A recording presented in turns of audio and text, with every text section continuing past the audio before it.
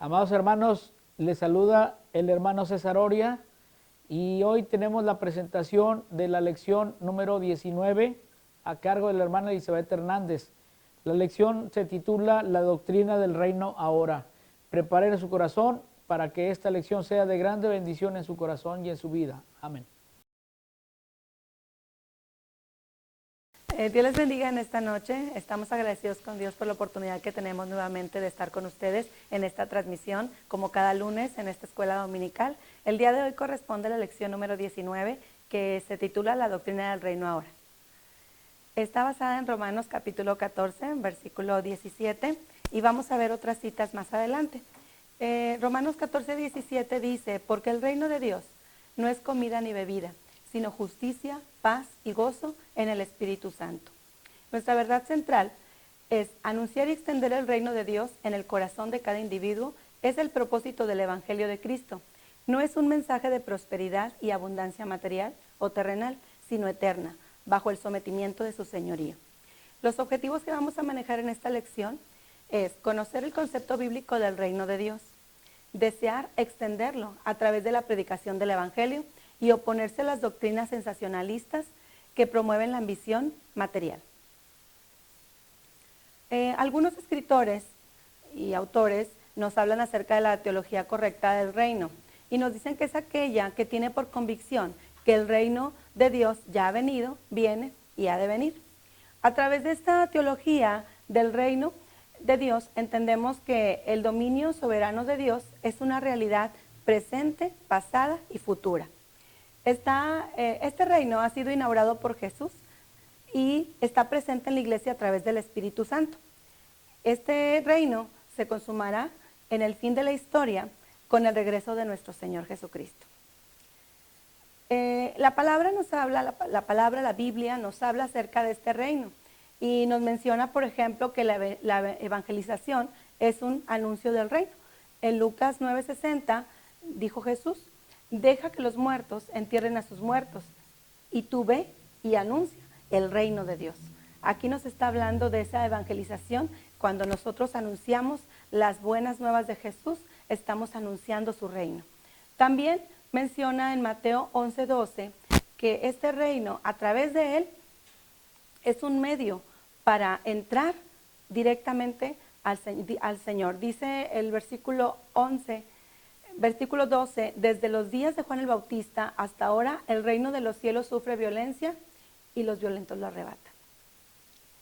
El reino también nos menciona la palabra que es una dádiva y una tarea.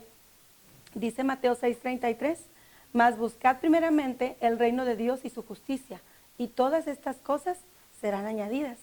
Ahí nos habla de esa dádiva, ese regalo que es el reino, pero también una tarea. Menciona aquí la palabra más buscar. Me suena a un imperativo, me suena a una tarea que tenemos todos de buscar ese reino, esa justicia, para que las cosas sean añadidas. También el reino lo podemos ver como una esperanza. Todos tenemos esa esperanza de ese reino, de reinar con Cristo. Dice Mateo 25:1, entonces el reino de los cielos será semejante a 10 vírgenes que tomando sus lámparas salieron a recibir al esposo. Más de una ocasión hemos escuchado acerca de este pasaje de la Escritura y entendemos que esas vírgenes representan a la iglesia y el esposo representa a Jesús. Entonces el reino es nuestra esperanza de estar con Jesús, de encontrarnos y de recibir a Jesús. Dice respecto a esto, nosotros estamos viendo pasajes de la Escritura respecto a que el reino de Dios es real, pero ese reino no habla de que sea terrenal. Existen muchas doctrinas que yo le llamo, o se le llaman pseudodoctrinas, porque transgiversan el significado real de la palabra de Dios. Y en nuestros días hay muchas personas que han usado erróneamente ciertos pasajes de la Escritura y tuercen el significado de lo que realmente quiere decir esa palabra. Uno de esos ejemplos es la doctrina del reino ahora. La Biblia nos advierte sobre estas doctrinas y la Biblia habla en 2 Timoteo 3:13, nos dice, mas los malos hombres y los engañadores irán de mal en peor, engañando y siendo engañados. Hay otra porción de la palabra, 2 Timoteo 4, 3 y 4, que dice, porque vendrá tiempo cuando no sufrirán la sana doctrina, sino que teniendo comezón de oír, se amontonarán maestros conforme a sus propias concupiscencias y apartarán de la verdad el oído y se volverán a fábulas. La Biblia nos está advirtiendo sobre esto. Primera de Timoteo 4:1 dice, pero el Espíritu dice claramente que en los postreros días, en los postreros tiempos, algunos abandonarán la fe, escuchando espíritus engañadores y doctrinas de demonio. Entonces, tenemos que tener mucho cuidado de estas doctrinas o pseudodoctrinas que en muchas ocasiones se introducen incluso dentro de nuestras iglesias. Y hay que estar muy alerta, porque por eso el Señor nos advirtió que esas doctrinas fácilmente se introducen en nuestras iglesias. Dice uno de los puntos de nuestro expositor es la procedencia de esta doctrina. Y esta doctrina es conocida también como dominionismo, reconstruccionismo o restauracionismo. Ellos tienen algunas bases bíblicas que lo utilizan mal, como Génesis 1:26, donde dice, entonces dijo Dios, hagamos al hombre a nuestra imagen, conforme a nuestra semejanza, y señoree. Ellos dicen que la iglesia debe de conquistar todas las áreas posibles, en lo económico, en lo político, en lo religioso, que tiene que tener poder sobre todo ello. Arropan a muchos neopentecostales con teologías de la prosperidad y les dicen que todo les va a salir bien todo el tiempo y que tiene que haber evidencia de riqueza y de dinero de por medio. También hablan en sus iglesias con muchos aires de grandeza, hablando de megatemplos, megaiglesias, megafinanzas, y todo esto, su raíz es el posmileniarismo. Aquí, esto sostiene que la segunda venida de Cristo se lleva a cabo al término del milenio. Y también ellos creen que el gobierno de Jesús comenzó desde que Él ascendió al cielo. Proclaman que Él está reinando desde allá, pero a través de su iglesia, y que volverá cuando haya conquistado todas las esferas de la sociedad. Por eso es algo que ellos están continuamente enseñando, casi como una cultura dentro de esas iglesias. Es una especie de emocionalismo escatológico que asegura que la iglesia avanzará antes del retorno de Jesús. Algunos postulados respecto a esta doctrina errónea es que la iglesia debe gobernar al mundo, que debe de conquistar todas las áreas posibles, y tienen una enseñanza por ahí que usted puede ver en alguna en YouTube o en alguna red social, por ahí los pueden encontrar, y habla acerca de la conquista de los 7 montes o las 7 montañas, que significa que la iglesia debe de gobernar sobre la política, sobre lo económico, sobre la religión, sobre los medios de comunicación, la educación, los negocios, lo cultural, o sea, sobre todas las áreas posibles. Respecto a algunos postulados que maneja esta doctrina del reino ahora, es que ellos piensan que la iglesia debe gobernar al mundo. Y pues en la palabra no encontramos eso. En la palabra encontramos que dice Efesios 1:3, bendito sea el Dios y Padre nuestro Señor Jesucristo, que nos bendijo con toda bendición espiritual en los lugares celestiales en Cristo. Ahí no dice terrenales, dice celestiales. También ellos promueven mucho acerca de la enseñanza de los 7 montes o las 7 montañas, la conquista. Ellos dicen que debe de gobernarse en 7 áreas: el gobierno, en lo político, en lo económico, en la religión, en los medios de comunicación, la cultura, los negocios, la educación. En todas las áreas posibles debe estar inmersa la iglesia, porque eso supuestamente ellos dicen que estaría preparando el reino de Cristo. Entonces, ellos predican un evangelio social basado en obras.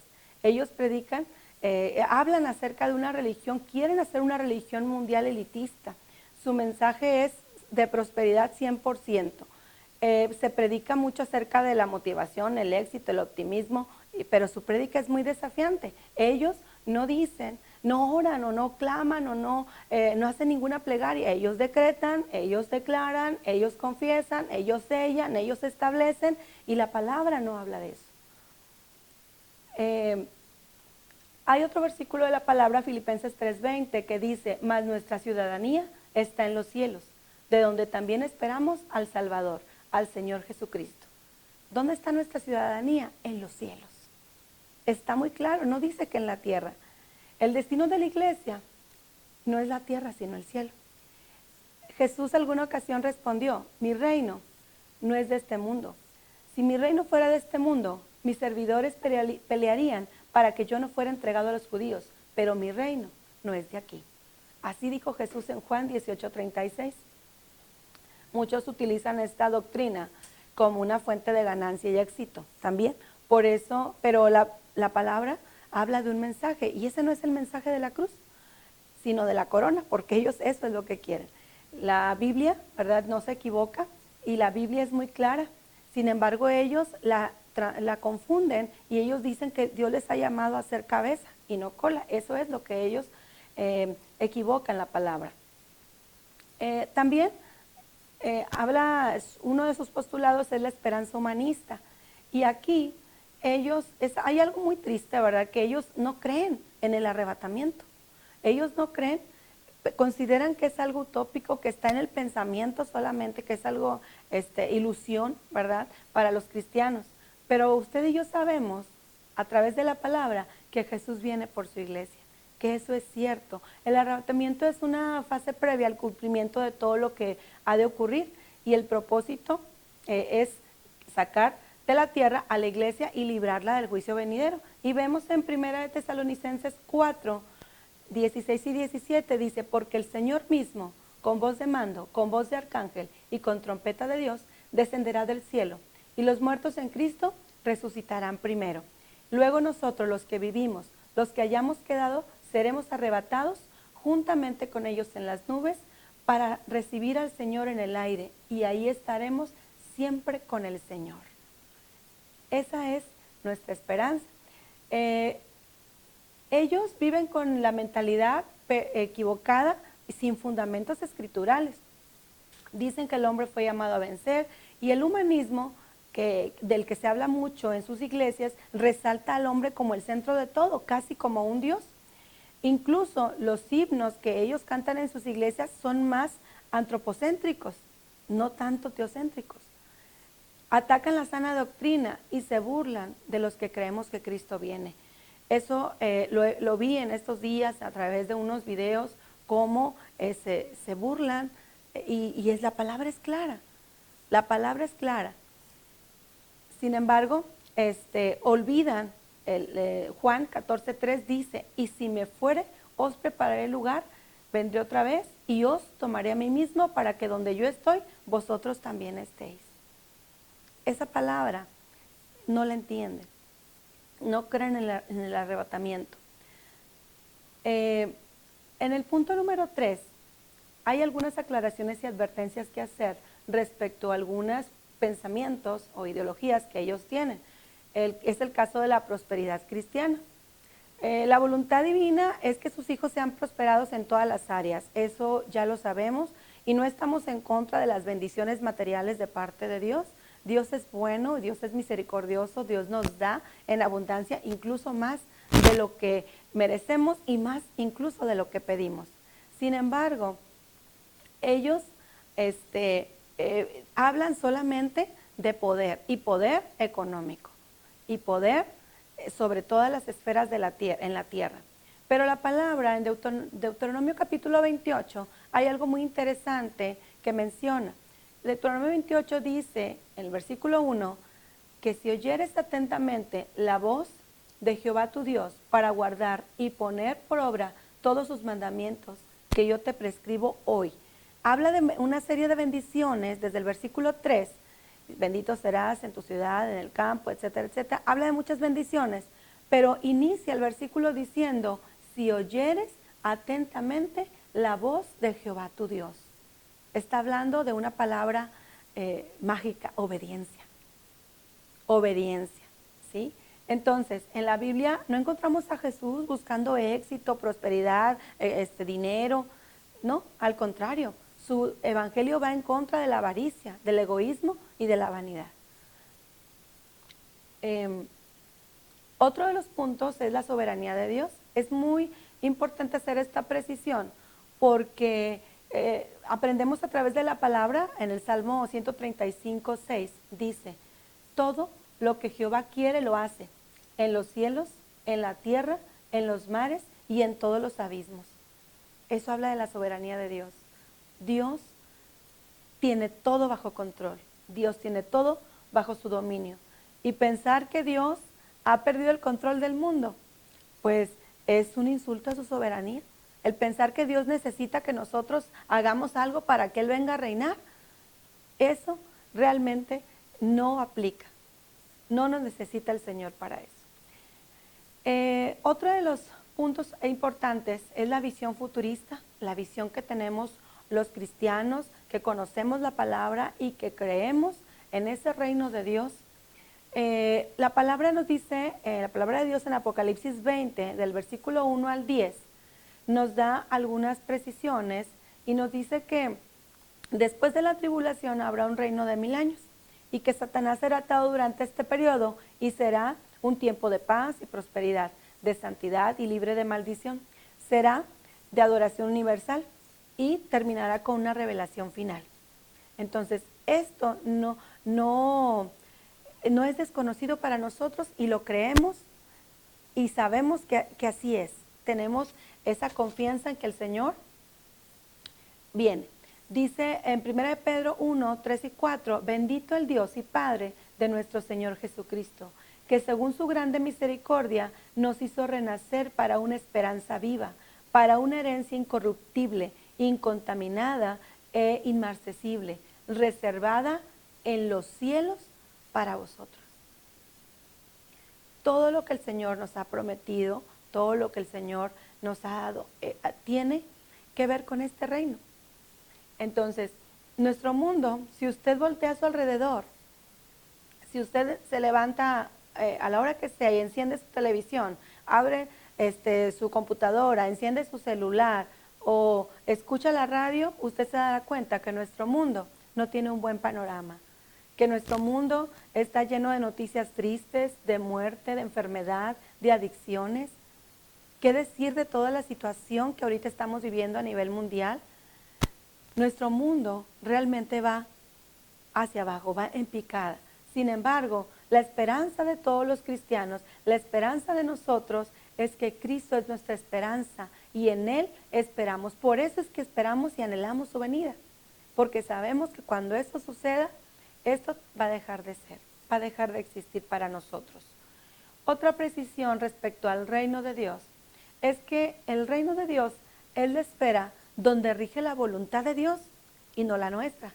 Sin embargo, esta doctrina errónea ve a este reino como si fuera la voluntad del mismo hombre.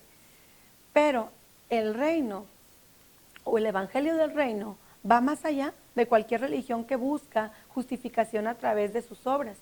Más bien este reino ofrece el perdón de pecados, ofrece paz y gozo por medio del Espíritu Santo.